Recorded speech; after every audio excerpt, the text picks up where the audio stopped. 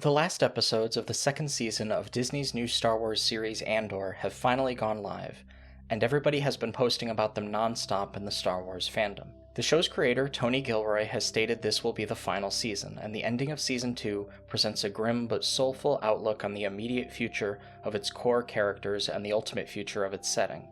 In general, I found Andor to be a profoundly deep direction for the world or galaxy of Star Wars. People tend to forget that the drought of primary works in the Star Wars universe originally followed from the original trilogy and subsequently from the prequel trilogy as well. These days, we're blessed to have more Star Wars all the time, but there's been a broader question of vision for the stories and concepts to which we've been so attached. George Lucas had a concrete vision for not merely what Star Wars was, but what it should mean. And in his absence, there's been a series of attempts to rediscover, redefine, and relocate this sense of meaning and identity, to various degrees of success. While it's nice to have more Star Wars, I think what people are truly seeking is meaning.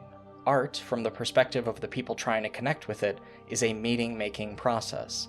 When we think about Star Wars, we think about what resonates with us, what moves us to deeper feeling, and what causes us to reconnect with our own very real feelings about ourselves, society, and the world.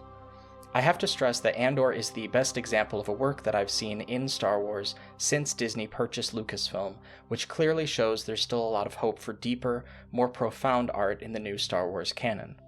It's a standout, but it exists in the context of a few other works that have come close, most notably Rogue One, but also The Bad Batch, which without a great deal of mainstream commentary, got to exist as an animated series primarily for younger audiences on Disney Plus that explored issues like eugenics and the cost of warfare making soldiers disposable.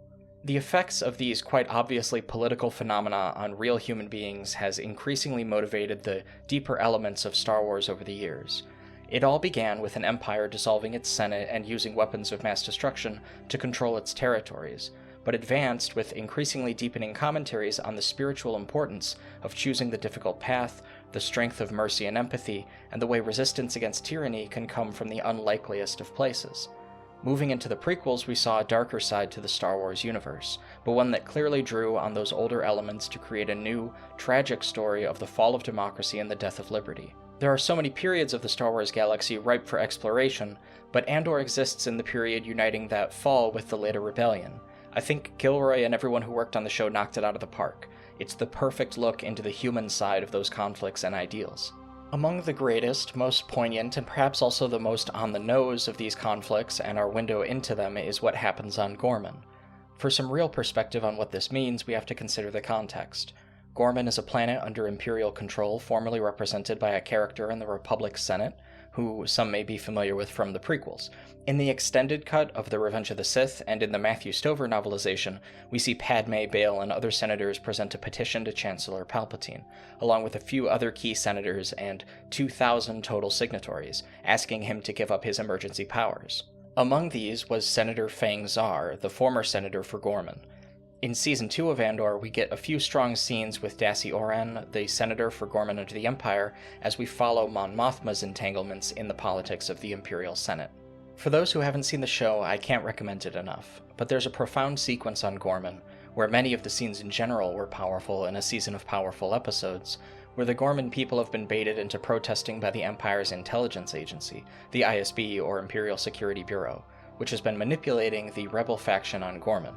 Importantly, the Empire commits the major escalation on Ghorman, but the rebels aren't without their outward acts of aggression. The fundamental interplay between the Imperial response and the fostering of the best conditions for rebellion by the Empire is entirely intentional, and a plotline developed through some fan-favorite characters in the show. Ultimately, the Empire shoots one of its own soldiers to trick the other Imperials into believing they're under fire, and mass killings begin. Cassian Andor is on Ghorman when the massacre is committed. It is ordered by the ISB, who cultivated the entire scene, and while there is some fighting, the Ghorman people are totally outmatched and mostly unprepared for the level of Imperial aggression, as even and especially non-violent civilians are killed deliberately. The scene in the plaza is beyond striking. I can't help but feel sad that we might never see the stories of so many of the side characters we meet play out to their conclusion, but that feeling largely comes from being so invested in what they think, what they feel, and what's happening to them. The big shark jump moment, however, comes not so much during the Plaza Massacre, but later on, after even the end of the episode, when a few characters escape, including Cassian, and we see a close-up on his sorrowful expression and intense focus as he drives away, the radio chatter confirming the mass genocide of the Ghorman people has begun. The Empire is killing everyone. First it's dozens, then hundreds, then thousands. The refrain of the radio as Cassian flees the scene is a cry for help, a desperate plea, questioning whether there was anyone left to help or even to hear. The standout line in that scene to me is, "If you believe in truth, if you have any faith left in truth, please mark this message and pass it forward." It's a small line, but it plays into the theme of a later episode as well, when Mon Mothma goes to speak to the Imperial Senate. She isn't originally allowed to speak, but Bail Organa intentionally yields his time to her. She uses it wisely, calling attention to the slaughter of the Ghorman people. She echoes that same sentiment, saying, "The distance between what is said and what is known to be true has become an abyss. Of all the things at risk, the loss of an objective reality is perhaps the most dangerous. The death of truth is the ultimate victory of evil. When truth leaves us, when we let it slip away, when it is ripped from our hands, we become vulnerable to the appetite of whatever monster screams the loudest. This chamber's hold on the truth was finally lost on the Ghorman Plaza. What took place yesterday was unprovoked genocide." The final line of her speech declares that the Emperor is responsible. I mean it when I say this is a shark jump for Star Wars. For the uninitiated, the term comes from Happy Days, in an episode where the Fonz jumps over a shark on skis, which was often called out by critics to be such an escalation in the writing that the show could not return to its former stakes without conceding some of the grandeur of the new ones. The thing about jumping the shark is that you can't go back. It's a moment that, once it's past, is gone forever. Shark jumping is often associated with a loss of credibility, especially among critics, whereas Happy Days remained popular for some time after among viewers. The Ghorman Massacre is a strong episode with some standout writing in a show that has become a standout work for Disney in the era of their acquisition of Star Wars, but it's Mon Mothma's speech that jumped the shark.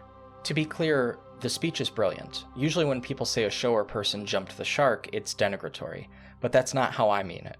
The world, in particular American society, has jumped the shark. We did it years ago, and we've done it many times. There are so many moments, even in my brief life, that we can never go back to, that we can never forget happened no matter how hard so many people want to or how badly some institutions wish we would.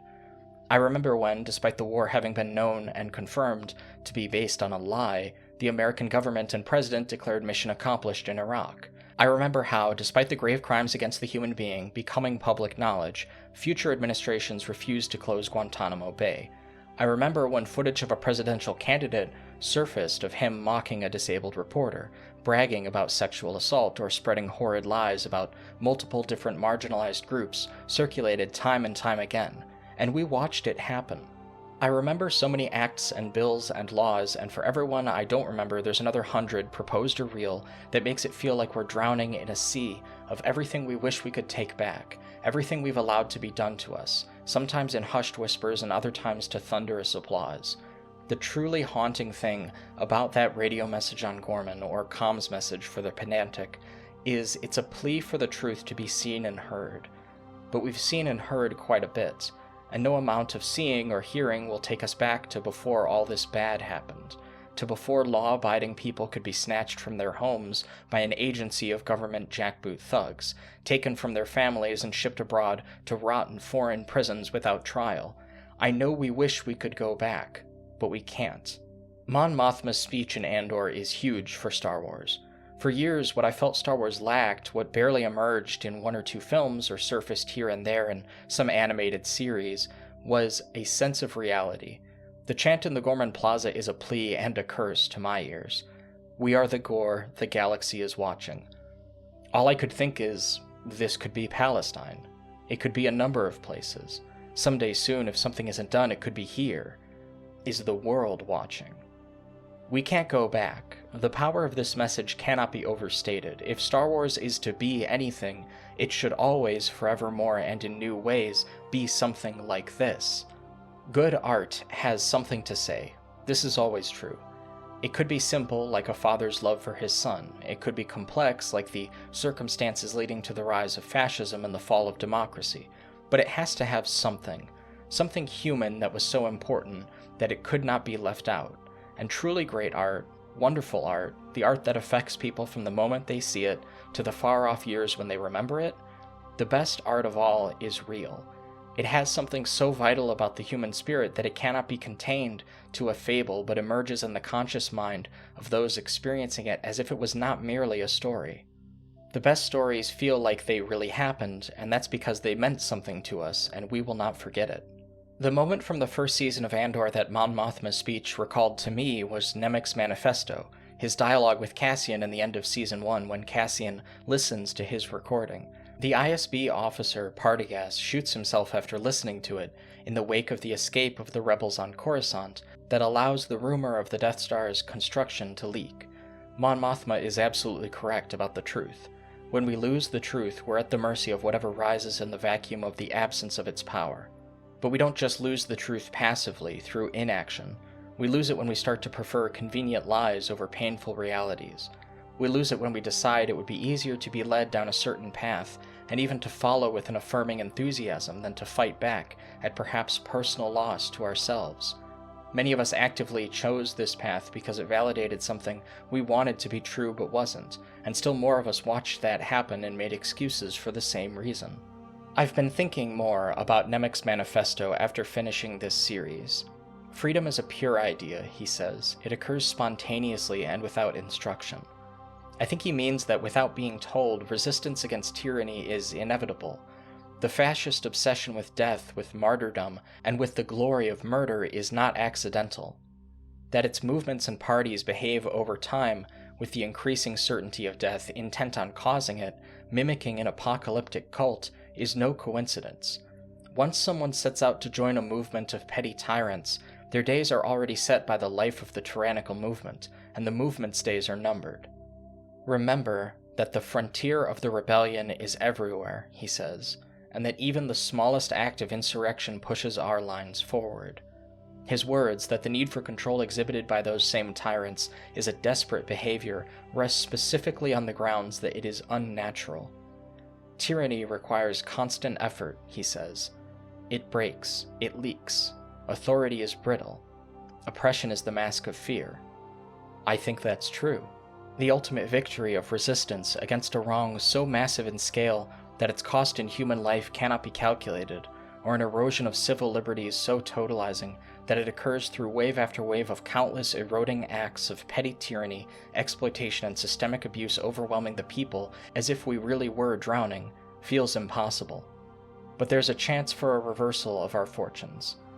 Remember that as long as you stand against abuses of power, human history stands with you. Win or lose, victory or defeat, a battle is not a war. We are persevering through a climate of increasing betrayal of human life, its importance, its beauty, a beauty of which only the arts can adequately remind us. But as long as those structural inequities, those systemic exploitations, whatever evils at scale plague our society continue to exist, their logical counter will as well. As long as we feel like we are drowning in oppression through acts of violence as brutality or violence as neglect, we are afforded equally the chance to turn the tide. One day, and it will come, as long as human beings persist, it will come as sure as anything. The logical consequence of tyranny will emerge. We will be the tide in which those who side with oppression drown. Our little acts, our small moments, the choices we make, no matter how small, will all shoulder the weight of liberty, because a person is a person, no matter how little their life may be counted by those who disregard its beauty. As long as we remain to listen, the world will be watching. We will overwhelm the tyrants. All the abuses of power and acts of violence motivated by discrimination and fear, by a belief in the exclusivity of freedoms for one group against freedoms for another group, can end in only one of two logical outcomes. Everyone dies or liberty survives.